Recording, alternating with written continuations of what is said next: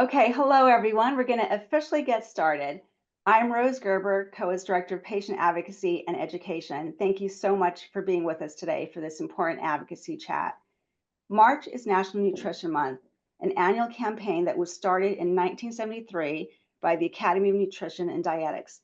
The concept was to use this month to learn about making informed food choices and basically to create healthy habits year-round. I may be speaking for a lot of people when I say that eating healthy can be challenging year round, especially when life gets very busy, whether it's your personal life or your professional life. Sometimes you're just too tired to cook. Maybe you don't like to cook. And oftentimes and notice I'm saying we, will grab whatever is the quickest thing to do, even when we know it's not the best choice nutritionally. But despite whatever reasons we have, and notice I said reasons, not excuses, we all know that eating right, making the best choice is really very important for our overall health. But when it comes to cancer patients and survivors, nutrition takes on extra importance. Eating healthy is actually very critical, maintaining that health, during the primary treatment, and also, as we'll learn from our special guest today, throughout the cancer continuum. What happens though for many cancer patients, and I do speak from experience, is that you're often overwhelmed with emotions, from fear, sadness, anxiety, on top of the actual physical symptoms that you start to get when you're starting a new treatment. But it's at times like this when our wonderful friends and our well-meaning family will often come to us with ideas and suggestions about what we should be eating. But what we want to do is, thank them because we know that they love us and care about us. But we really need to be listening to experts, to licensed experts. And that is who we have today. We have April Rozzo, who's the clinical nutrition manager from Florida Cancer Specialists, a incredible community oncology practice with hundreds of locations across the state of Florida. April is going to share her experience treating cancer patients of all types. She's done this for over a decade, probably longer. She'll let us know. And we're going to learn a lot from you today, April, not just for cancer patients in general, but for just anyone who's not currently going through cancer. And hopefully you're going to give us a little bit of information on your cooking show as well. Welcome, nutritionist, April. Thank you so much, Rose. And for anyone who's watching, happy National Dietitian Day, National Registered Dietitian Day. Yes, I've been doing this for about a decade. I did not start in oncology nutrition. I got my start, as many dietitians do, just working in a hospital, seeing a little bit of everything, and found my passion in oncology, and I have never looked back. So hopefully I can provide some really good, helpful information today, as we go through. So we can go that perfect. Yep, that's me. I am the clinical nutrition manager at Florida Cancer Specialists. And like I said, I've worked at a few other cancer centers before that in my decade. But go ahead, we'll do the next slide and see what we're going to look at today. So I'm going to take just a couple of minutes to review the just cancer prevention recommendations. And then we will get into more detailed look at some of the concerns that a lot of people have as they're going through the journey. So specifically sugar and cancer, treatment side effects, and how to manage and navigate those issues. Next slide. Okay, so AICR stands for American Institute for Cancer Research, and they have a roadmap, if you will, for recommendations for cancer prevention.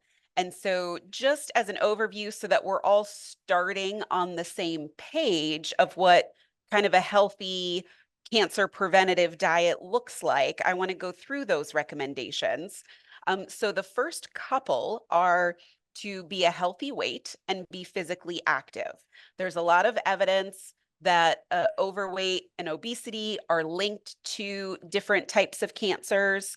And we know that being physically active not only improves a lot of other things, but can also help us get to that healthy weight. We also want to eat a plant-based diet. So plant-based does not mean you have to be vegetarian or vegan. Plant-based simply means that we want to change the proportions on our plates. You go out to eat these days and your plate, half your plate is a giant steak. Another quarter of the plate is mashed potatoes, if not the whole other half of the plate, right? And we're lucky if there's another vegetable on that plate. So what we want to try to do is flip that.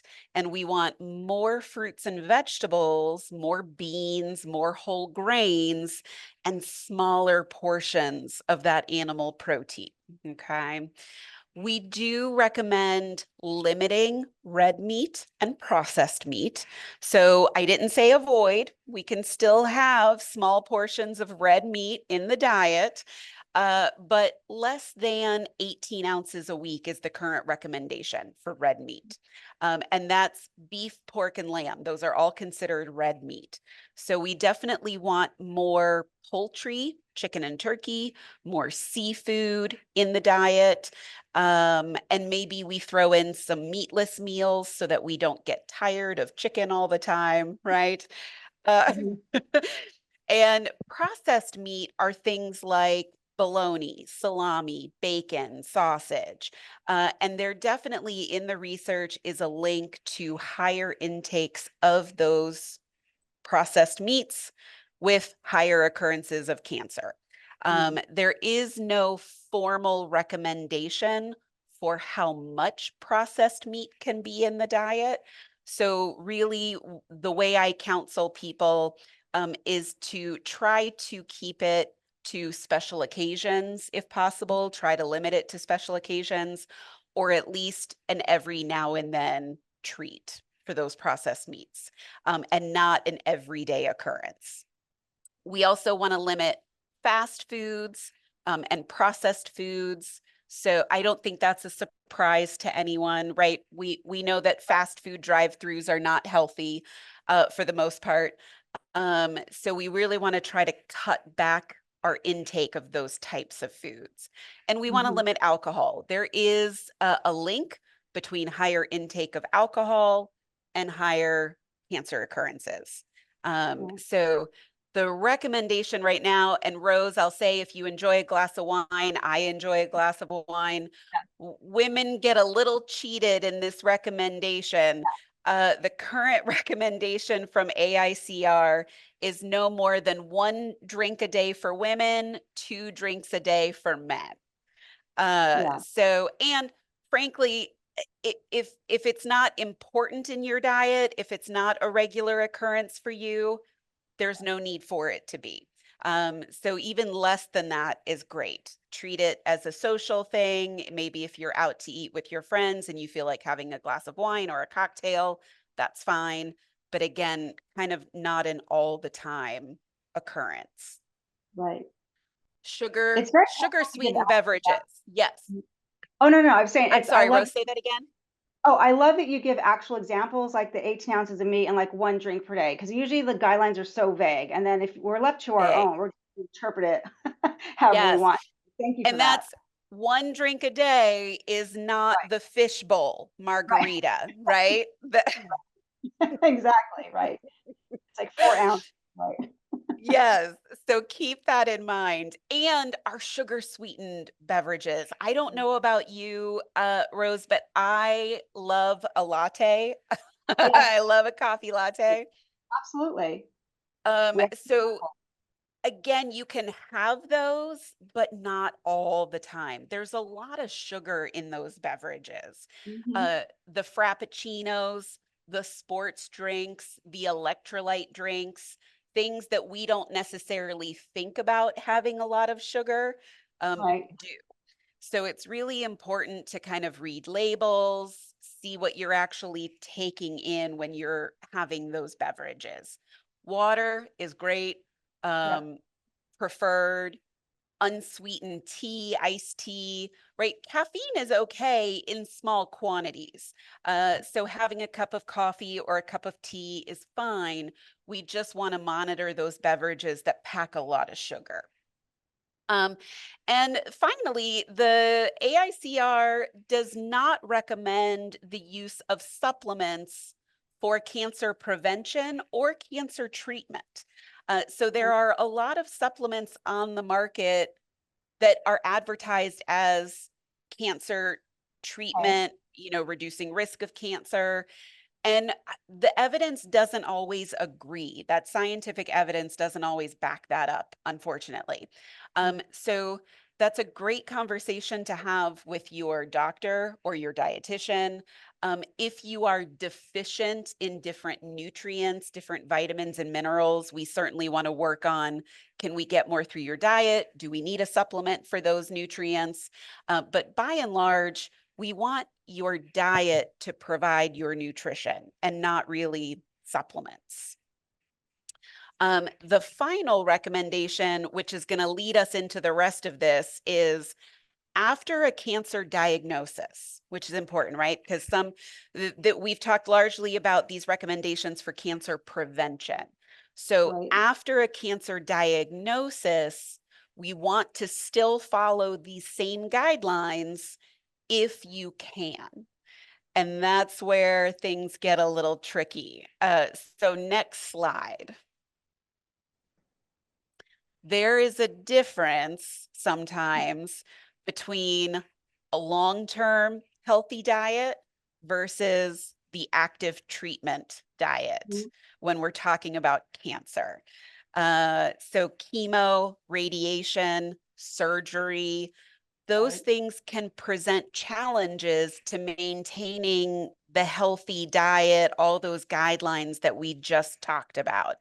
And so you may hear your doctor or your dietitian. Rose, what did your doctor tell you when they Yeah, wanted you to gain some weight?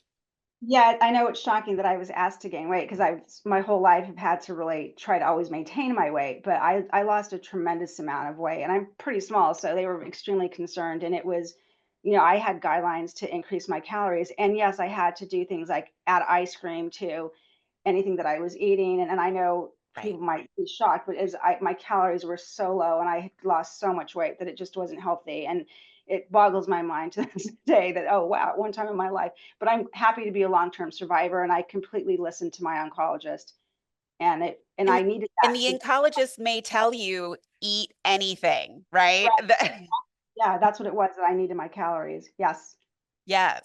So don't be scared if somebody suggests to you to have some ice cream or to have a Right, milkshake. Some of the things on the food lists later in the slides may not be the healthiest. right. But think about this is just a short-term provision, right? Before you can transition back to those healthy diet recommendations. Right. Next slide. So the nutrition goals during treatment are very simple. They're very complicated, and yet they're very simple.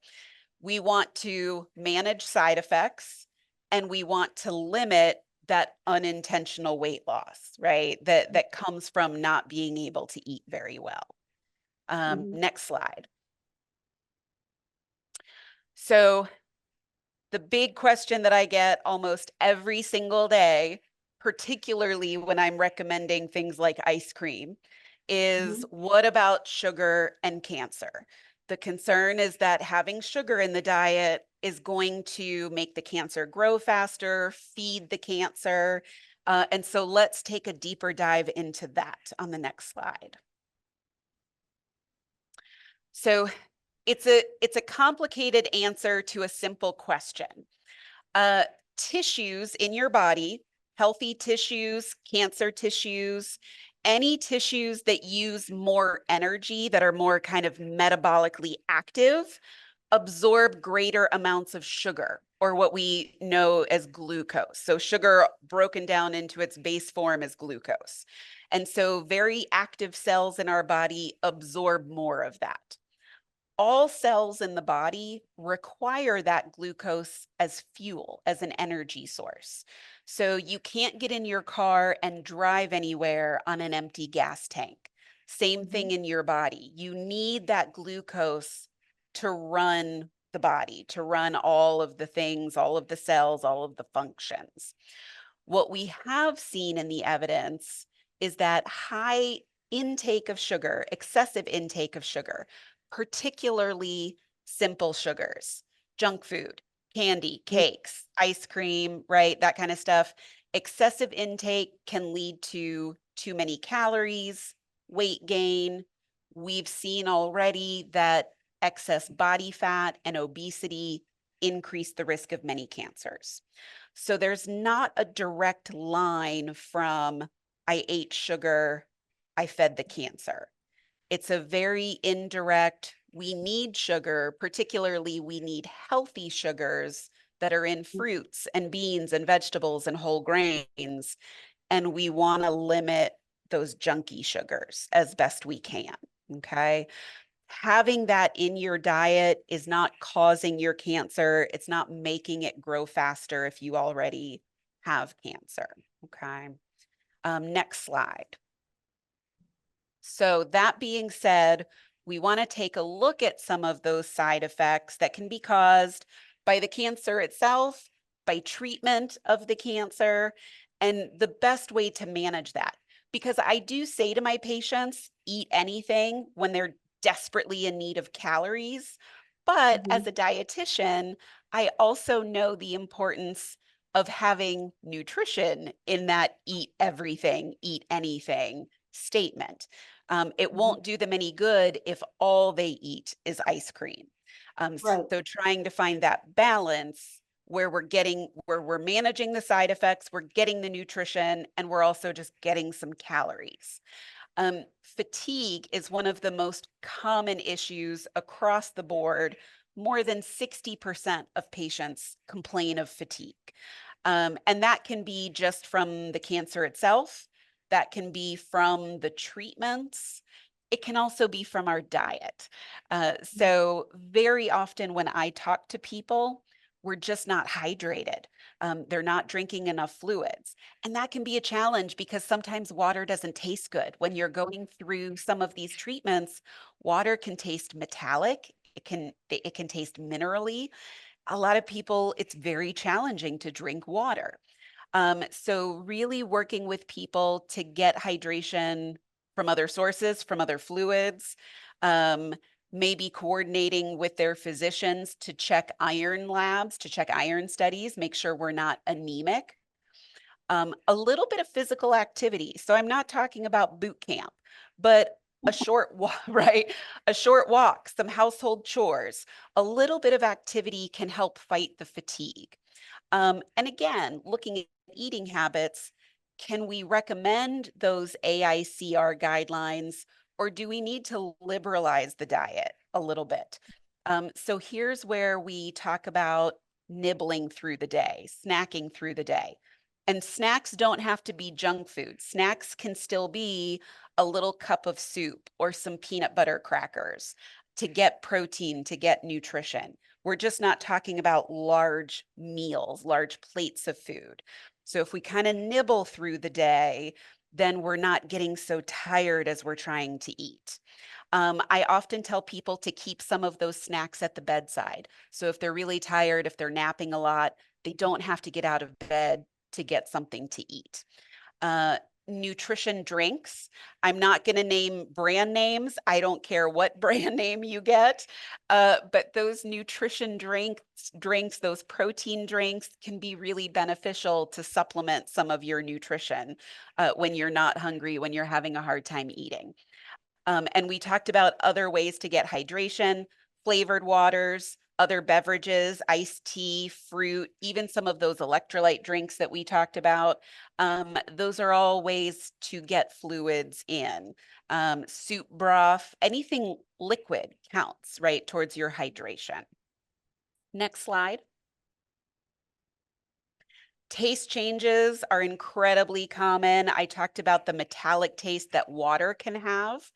Uh, Chemo can cause this, depending on where radiation is. If you're getting radiation somewhere in the mouth, that can cause taste changes. Some of our other treatments as well can cause taste changes. So think about this acronym, FAS. It stands for fat, acid, salty, sweet. And it was developed by Rebecca Katz. She's a chef. She's got a great website, a great cookbook. I'll reference her a little bit later when I talk about some resources. Her cookbook is The Cancer Fighting Kitchen. So she developed this acronym. Typically, when you're battling taste changes, one of these profiles. So fat would be use of olive oil or creamy sauces, cheese sauce even. Acid, something like squirting lemon juice on your food. Sweet, it doesn't have to be sugar. We can lean into naturally sweet foods like having applesauce with the meal, pairing applesauce with some baked chicken. And then salty, again, we don't have to dump a bunch of salt on the plate, although you can add salt to food. But thinking about naturally salty foods, maybe grating some Parmesan cheese, or adding olives or capers or pickle, if that is a flavor profile that you can taste. And Rose, I know you have salt and baking soda in your pantry, right? Of course, yes. So there is a mouth rinse, a baking soda salt rinse, 4 cups of water, 3/4 of a teaspoon of salt, and a teaspoon of baking soda. You mix all of that together, doesn't have to be refrigerated. And right before you eat, so 3 or 4 times a day, you can do this. Take a little mouthful of it, swish, gargle, spit it back out. So it's just a swish and spit rinse.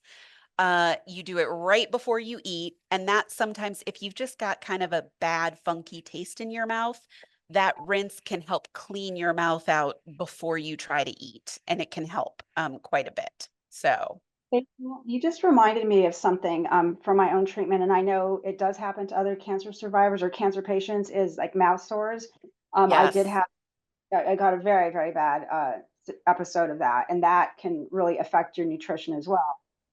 I just was reminded of it now when you were just this slide in particular. For sure. And so I will say, if you do have mouth sores, acid is not your friend. I would not recommend lemon juice on anything if that's a situation that you're in. It can be very common with some of our treatments to have those sores. So think about bland foods, um, avoiding anything spicy. Right. Other acidic foods, if you're not sure what acidic is, anything citrus, oranges, grapefruit, lemon, tomato products. So tomato soup, Mm. tomato sauce on pasta, even ketchup, barbecue sauce, vinegar. Those things are going to hurt the inside of your mouth if you've got those sores happening. So kind of keeping everything a little bit blander, softer, so that we're not irritating the inside of your mouth, for sure. Next slide. Poor appetite, nausea, both very common, and generally why we see people losing weight during treatment. So again, we're encouraging nibbling. If you all are, if anyone on the call is experiencing poor appetite, my suggestion is to set an alarm or a timer for every 2 to 3 hours. So use your phone, use a kitchen timer. If you wait for hunger cues, it's never going to happen. So set an alarm. You'll hate me for it, but it works. It's super annoying, but it works. Again, we liberalize the diet because we don't want to restrict anything unnecessarily. Bland foods, again, if you're nauseous, avoiding spicy, greasy foods. You might be really sensitive to food odors. Cold and room temperature foods tend to have less smell, less odor to it, and might work better. Sometimes ginger. So ginger ale or ginger tea. You can get ginger hard candies. It doesn't replace nausea medications. If you are nauseous, please ask your doctor for nausea medications. But that ginger in food can help take the edge off sometimes. Um, Make sure that those bowels are regular. That's all I'm going to say about that. But constipation can contribute to nausea. So making sure that things are working there can be very important. And here again, a little bit of physical activity, a little bit of movement can help stimulate appetite. And high calorie protein foods. So this is where we do say eat anything, but try to Right. eat some of these foods. Yeah. So next slide. So these foods are, right? So this is some of our high calorie foods. And it's not, ice cream is on the list, but it's not just ice cream. Avocados, guacamole. And Rose, you and I were just laughing about this, that avocados are so healthy. They're so good for you. They provide so much nutrition. And darn it, if we're watching our calories, there's a lot of calories in an It's so avocado. frustrating. Yes. Same with peanut butter. Peanut butter, Right. some of these foods you'll find on the high calorie list and the high protein list. So they do double duty for us. And peanut butter is one of them that we're getting a lot of calories in a very small amount. 2 tablespoons of peanut butter is almost 200 calories. And it also gives us some protein. Right. Cheese, granola, of course, things like butter and mayonnaise. So something like egg salad or tuna salad, we're getting protein. We're also getting some extra calories from the mayonnaise. A handful of nuts goes a long way. A little handful of nuts is a lot of calories, and it's protein as well. Same with hummus dip if you like it. So I tell people that if they like peanut butter, put it on everything: crackers, toast, apple slices, bananas, so that we're getting some of that protein. I do Uh, think it's frustrating though, because I mean, but I'm great. It's so wonderful to hear you with your expertise and education talk about this realistically, because we all have common sense. We know if we're eating ice cream that it has a lot of calories, but it's hard to wrap your head around like avocado, eating too much avocado or granola. Granola seems so healthy, and you're like, nope, you better not have a yes. second granola. So, but you present this realistically, and it makes so much sense, April. It really does. Thank you. Thank you. And for those of us that don't need extra calories, avocados are still really good for you. Granola can still be very good for you. So think about portion size, right? If you're watching your calories, you don't need to eat an entire avocado. You just half of an avocado on toast or with scrambled eggs. Same with granola. You don't need a bowl of granola. You sprinkle a little bit of granola on your yogurt with some Right. fresh fruit. So if you need more calories, eat the whole avocado, right? But those foods are good for us whether we need extra calories or not. So yeah. Next slide. And so now we're looking at protein specifically. When you're going through this journey, you really do need more protein. Protein is the building block of healthy cells. It helps build and create new healthy cells. It helps repair damaged healthy cells. So we really want more protein in the diet. So obviously our animal proteins, chicken, seafood, even beef and pork, limited quantities. But where else can we get protein? Eggs. And I will say eggs typically, I'm very successful with eggs. So even when people are a little bit nauseous or not feeling well, mouth sores, eggs are very well tolerated. Um, any kind of cheese, any kind of yogurt. I put Greek yogurt here specifically because Greek yogurt does have more protein than regular yogurt. Uh, but all yogurt has some protein in it. So if you're not a fan of the Greek yogurt, that's okay. Have regular yogurt. Um, Milk. Let's talk about milk substitutes for just a second. Most milk substitutes, like oat milk, coconut milk, almond milk, they are fortified with other vitamins and minerals. They're not good protein sources. They're typically very low in protein. So as long as you're getting protein somewhere else, the milk substitutes are great. If you're relying on milk as a protein source, then cow's milk or soy milk are your options for protein in that department. And again, we've got some repeaters: peanut butter, nuts, great calories, great protein. Beans. So beans, peas, lentils, hummus, really, really good protein sources. They make for great meatless meals if you're experimenting in that department. Next slide. Okay, so Rose, this is a busy slide, but here are some menu planning ideas, right? Are you have I made you hungry yet? That's the question. Yeah, I think we have some yogurt with granola sprinkled on it instead of bowl of granola. I think that's a good one. Yeah, exactly. A handful of trail mix. I don't even Yeah. care if your trail mix has chocolate pieces in it, but a handful of trail mix makes a great snack. I mentioned a scrambled egg. You can put it with rice. You could put it with a couple slices of avocado. Um, we mentioned the egg salad, a scoop of mac and cheese, packed Mm. full of calories, got some Oh. protein from the cheese, right? So if we're looking for those little small meals and snacks when we're not hungry, when we're not eating very well, a little scoop of that goes a long way. We mentioned the fruit and granola with yogurt, with cottage cheese. Potatoes are another item like eggs that are very well tolerated regardless of the side effect. So whether it's a baked potato that you put some toppings on, mashed potatoes, they go down very well. Mm.